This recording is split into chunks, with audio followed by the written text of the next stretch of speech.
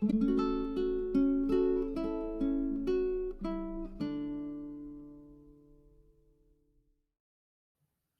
everyone, my name is Nitya, and you're at my Flosstube channel, Daybreak Stitchery.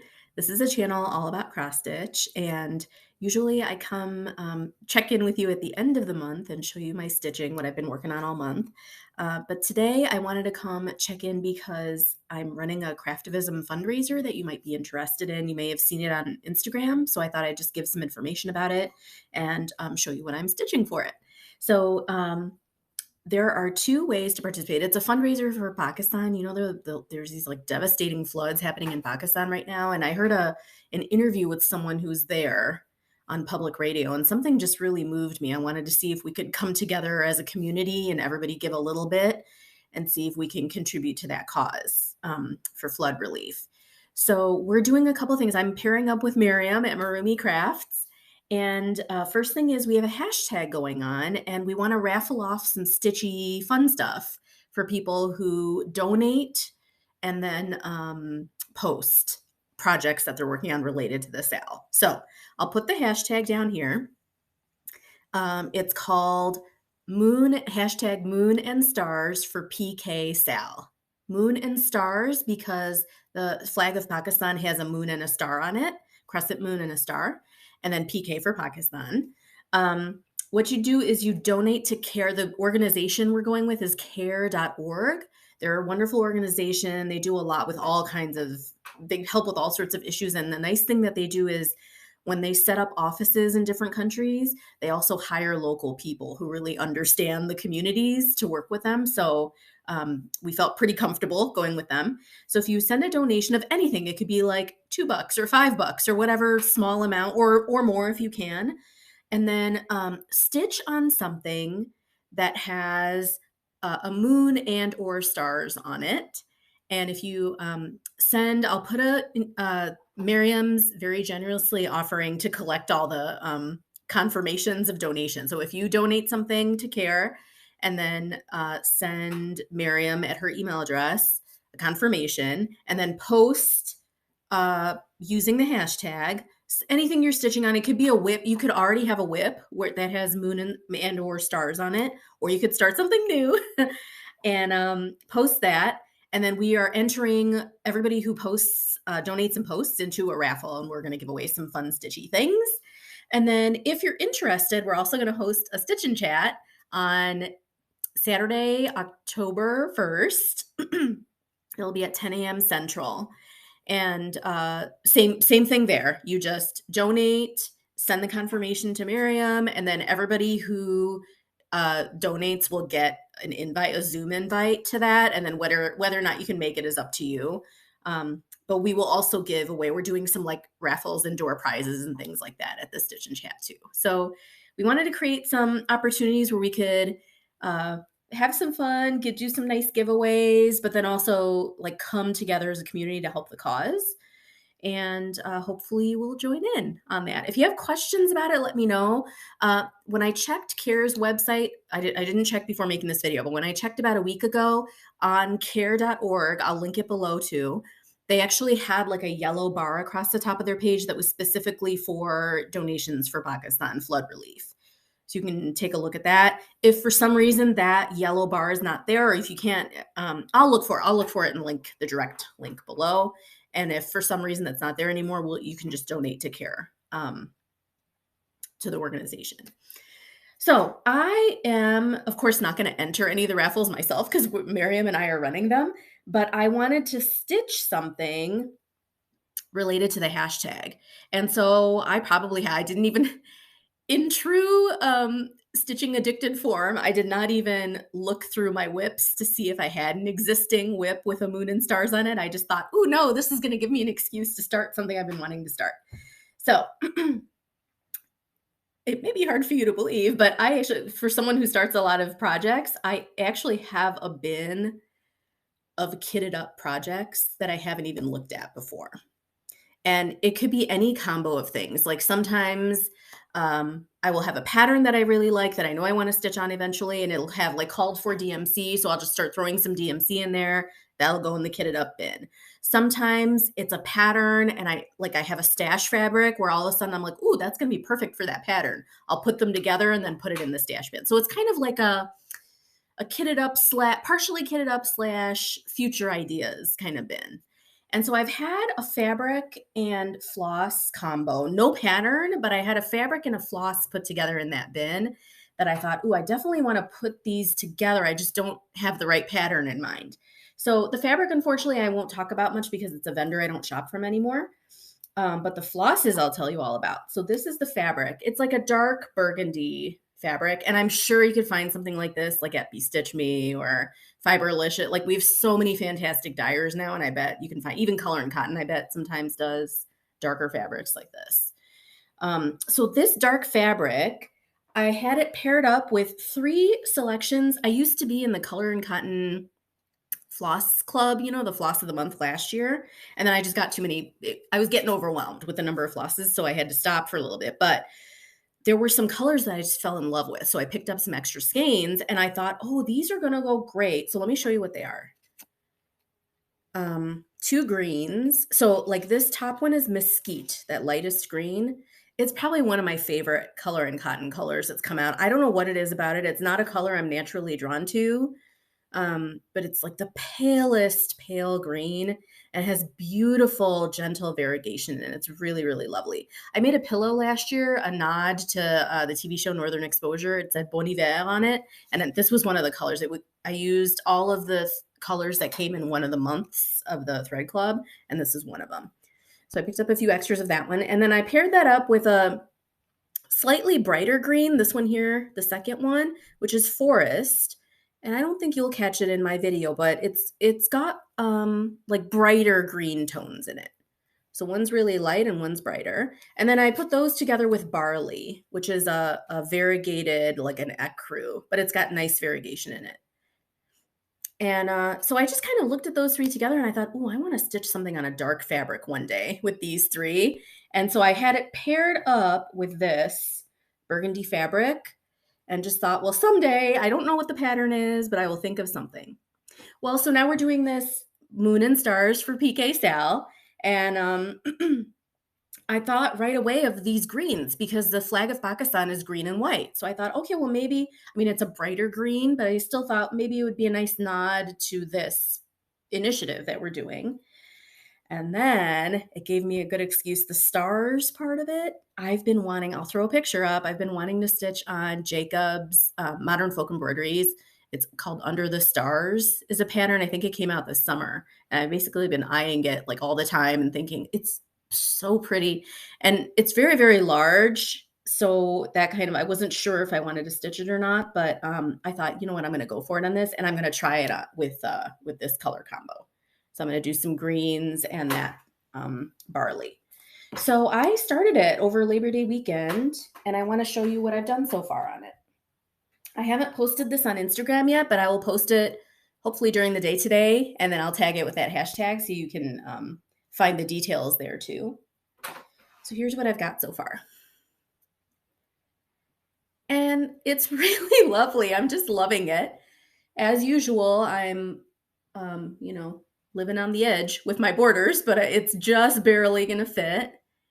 And I am going to have to shorten the pattern a little bit. There's a section I'm going to have to cut out to make sure it fits on this fabric, the whole length of it. It's really long. It's like almost 600 stitches long. It's a really, really long pattern. And I'll zoom in a little bit so you can see the motifs. So it's really, really pretty so far. It's got it's got these large star motifs that get repeated. That's what the pattern is. So on a whim, when Maryam and I were putting this all together and I was getting this kind of pattern sorted out and I wanted to start stitching on it, on a whim, I just sent Jacob a direct message. And I've messaged him before because actually Jacob is a really great craftivist. He's done initiatives before. He participates in craftivism fundraisers too. If you know, you know. So just on a whim, I just messaged him and I said, we're doing this thing. And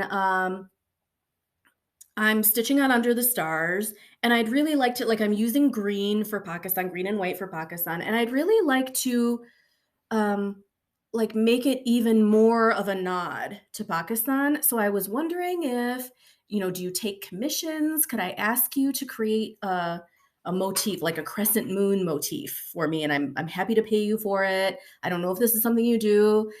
It's okay if you don't. Like, no worries if you can't do it. It's okay. You can say no. And very generously, Jacob responded. Not only did he create a few motifs for me, he actually also offered to donate some patterns for us to use in our giveaways. So that's exciting. So he sent me 4 motifs to put into my pattern. So one was the crescent moon and star, which I've already stitched up. Where are we at? Here. And it's perfect. It looks just like the crescent moon and star on the flag. It's absolutely perfect.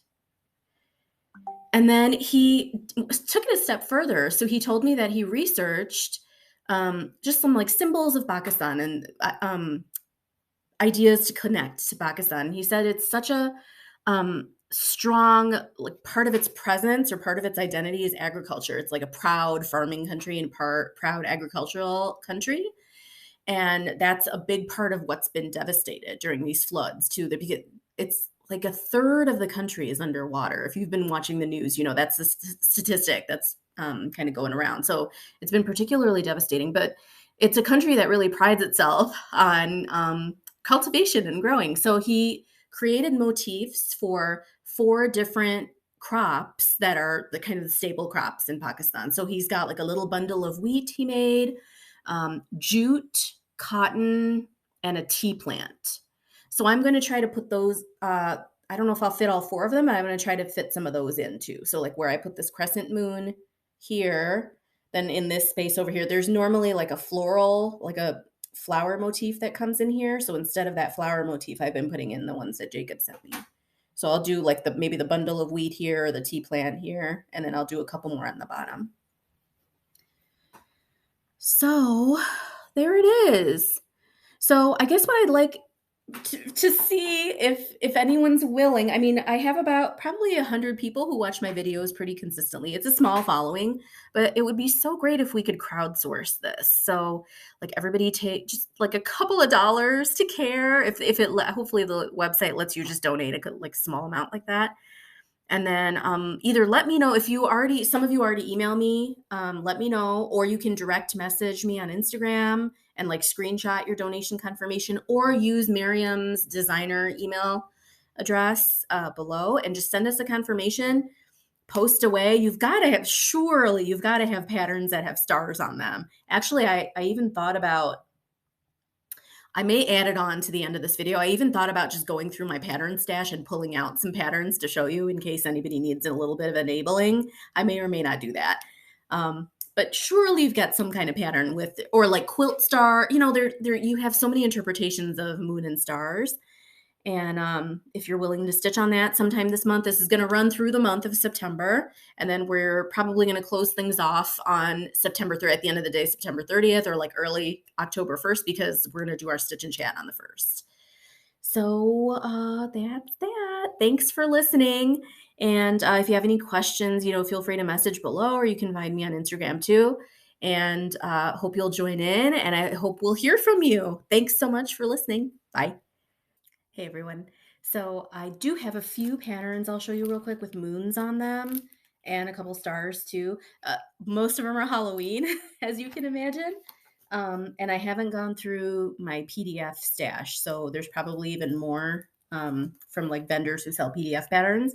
But I just looked through my paper ones, and I'll show you some real quick if you're looking for ideas for what to stitch on for the Moon and Stars for PKsal. Okay, so I've got this one from Tiny Modernist. It's got a little moon there. This is Moths and the Moon. I have to make sure I don't show, hopefully I may be throwing like some random still pictures in here if I accidentally show patterns and I need to cover them up. Okay, I've got a Moonlight Sampler from the Blue Flower, and there's a moon right here.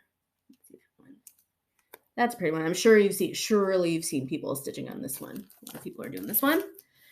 Okay, then we have a whole string of Halloween-y ones. So this is Dark Shadows by Sue Hillis. And it's these small kind of ornament ones. So this one up here has a moon. Hocus Pocus has a moon on it. Halloween Cat by Satsuma Street. The big old moon there.